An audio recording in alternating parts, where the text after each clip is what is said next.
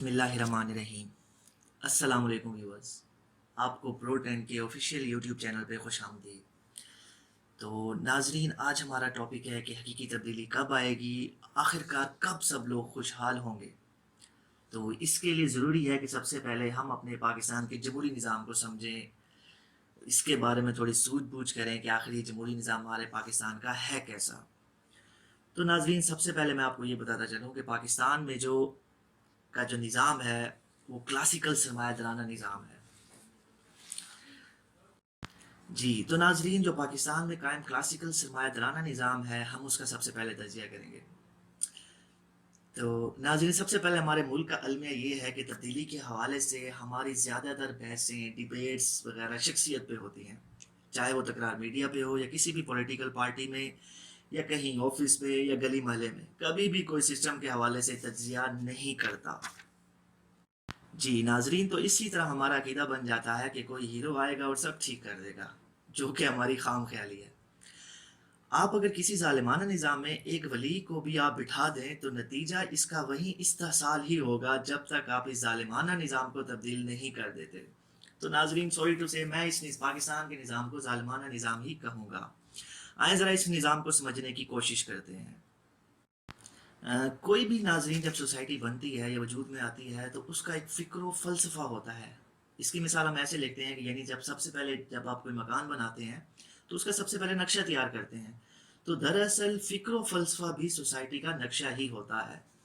تو اس کے ساتھ اب ہم ناظرین اسٹڈی کرتے ہیں کہ دنیا میں کتنے قسم کے نظام پائے جاتے ہیں۔ دنیا میں سب سے پہلے 3 قسم کے ناظرین نظام پائے جاتے ہیں۔ سب سے پہلے کیپٹلزم یعنی کہ سرمایہ دارانہ نظام، پھر ہے اشتراکی نظام یعنی سوشلزم، اور تیسرے نمبر پہ ہے اسلام۔ جی ناظرین، تو اس کے ساتھ یہ بھی ایک حقیقت ہے کہ انسانی قوت اگر استعمال نہ کی جائے تو دولت پیدا کرنا ممکن نہیں۔ اس کا مطلب یہ ہوا کہ انسان زمین پر محنت کر کے ہی دولت مند بن سکتا ہے، لیکن ہم دیکھتے ہیں کہ کسان اور دیگر لوگ یعنی لوہار، درخان وغیرہ جو ہیں وہ براہ راست خام مال اور زمین پر محنت کرتے ہیں، بلکہ تمام عمر محنت مشقت کرتے ہیں، اور اس کے باوجود بھی یا تو غریب رہ جاتے ہیں یا بڑی مشکل سے ہی گزارا کرتے ہیں۔ جی ناظرین، تو اسی طرح کپڑا بنانے والا جو ہوتا ہے اس کے اپنے بچوں کو کپڑے تک نصیب نہیں ہوتے، اور معمار جو محل بناتا ہے لیکن رہتا وہ ہمیشہ جھوپڑی میں ہی ہے۔ پھل پیدا کرنے والا جو کسان ہے اس کے جو بیٹے ہیں عموماً پھلوں کے لیے اور دوسری چیزوں کے لیے ہی ترستے ہیں۔ تو ناظرین، جب اس کی وجہ معلوم کی جائے تو اس کی وجہ یہ معلوم ہوتی ہے کہ مدت سے طاقتور اور ظالم انسان خود محنت سے اپنی ضروریات کا سامان پیدا کرنے کے بجائے مختلف طریقوں سے دوسروں کی کمائی حاصل کرنے کی کوشش کرتے رہتے ہیں، اور پھر انہی طریقوں کو قانونی جامعہ پہنا دیا جاتا ہے۔ آپ کوئی بھی ایک ایسی مثال نہیں دے سکتے جس سے اکیلا شخص اپنی محنت سے بلا شرکت امیر بن گیا ہو۔ ہاں جی، تو جس روز سے یہ شخص دوسروں کی محنت سے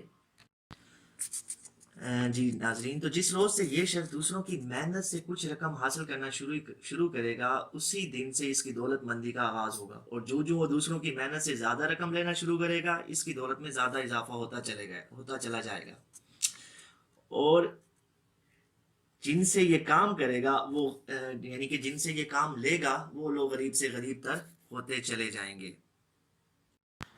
جی ناظرین، تو بدقسمتی سے پاکستان میں کلاسیکل سرمایہ دارانہ نظام ہے، جس کی مثال میں نے ابھی آپ کو دی ہے، اور ہمارا نظریہ بھی یہی کلاسیکل یعنی سرمایہ داری ہے، نہ کہ اسلام کے مطابق۔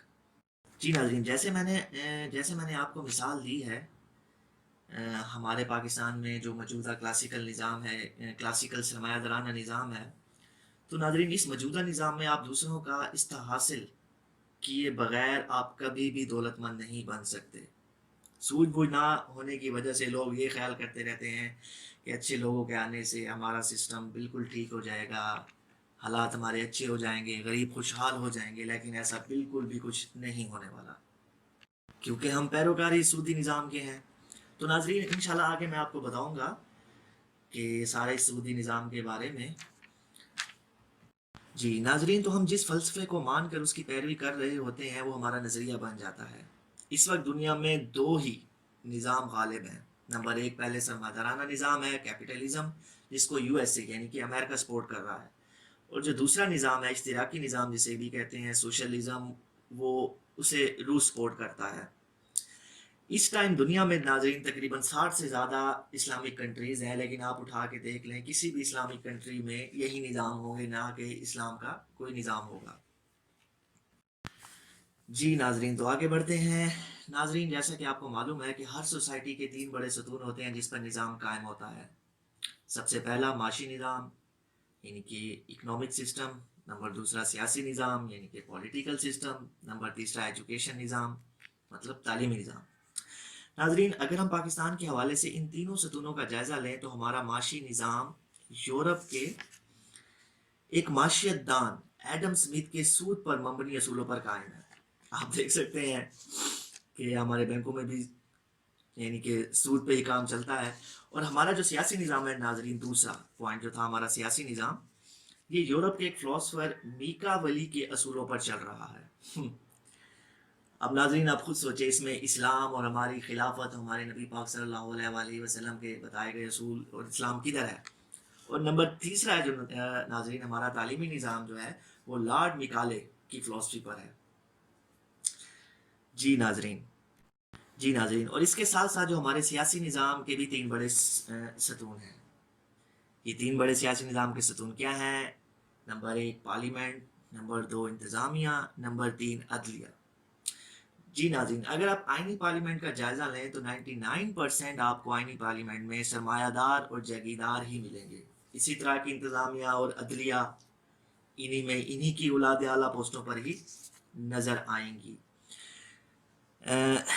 جس میں تمام چیزوں کو سرمایہ کے گرد گھمایا گیا ہے۔ اس سسٹم میں آپ کی تقرری کا فیصلہ کرنے کا اختیار صرف اسی کو ہوگا جس کے پاس سرمایہ ہوگا، اسی لیے آپ پارلیمنٹ میں صرف سرمایہ دار، جاگیردار اور ان کی اولادوں کو ہی دیکھ سکیں گے۔ جی ناظرین، تو اس کی مثال آپ کے سامنے ہے، آپ دیکھ لیں 35-40 سالوں سے ہمارے پاکستان میں کیا ہوتا رہا ہے۔ پہلے بھٹو خاندان، پھر اس کی بیٹی بے نظیر بھٹو شہید، پھر جناب بلاول زرداری، اور اسی طرح آپ دیکھ لیں نواز شریف، شہباز شریف، مریم نواز، حمزہ شہباز، یعنی کہ ان کی اولادیں ہی ہم پہ رول کر رہی ہیں۔ کوئی بھی غریب جس میں گیٹس ہیں، جس میں کوالٹیز ہیں، جو ایک اچھا لیڈر بن سکتا ہے لیکن اس کے پاس سرمایہ نہیں ہے، دولت نہیں ہے، وہ اس سسٹم میں کچھ چھیڑنے کے سسٹم میں داخل بھی نہیں ہو سکتا۔ جی ناظرین، تو یہ تھوڑی ویڈیو میں نے بنائی تھی سیاسی اویئرنیس کے لیے، آپ سب کے سامنے رکھی تھی، آپ اس کو دیکھیں، جائزہ لیں، ٹھیک ہے۔ یہ تھوڑی میری ریسرچ تھی، کچھ میں نے ڈیٹا کہیں سے کلیکٹ بھی کیا، تو آپ اس کو حتمی یا آخری فیصلہ نہ سمجھیں، آپ تھوڑا خود بھی اسے جا کے پڑھیں، اسٹڈی کریں ہمارے نظام کو، ہمارے جمہوری نظام کو، ہمارا اسلام کیا کہتا ہے، خلافت کیا ہے، ملوکیت کیا ہے، آپ اس کو تھوڑا جا کے اور بھی اسٹڈی کریں۔ اور یہ چند حوالات جو ہے ناظرین، یہ میں آپ کے دماغ میں ڈال کے جا رہا ہوں کہ آپ حقیقت شناس بنیں، خام خیالی میں نہ رہیں کہ حقیقی تبدیلی کیسے آئے گی، اس کا مین مقصد کیا ہے، اور مطلب کہ ہم کیسے اس حقیقی تبدیلی کو لے آ کے سکتے ہیں۔ بہت شکریہ ناظرین، اگر آپ کو یہ ویڈیو پسند آئی ہے پلیز اسے لائک کریں، شیئر کریں، اور اپنے دوستوں کے ساتھ بھی اس کو لازم شیئر کریں، اور ہمارے ساتھ اسٹے کنیکٹڈ رہیں۔ انشاءاللہ اگلی جو میری ویڈیو ہوگی وہ پاکستان کے اکنامک سسٹم پہ میں تھوڑی سی اسے شارٹ کر کے آپ کو سمجھانے کی کوشش کروں گا۔ تو ناظرین اپنا خیال رکھیے گا، بہت سارا جزاک اللہ، انشاءاللہ اگلی ویڈیو میں ملتے ہیں۔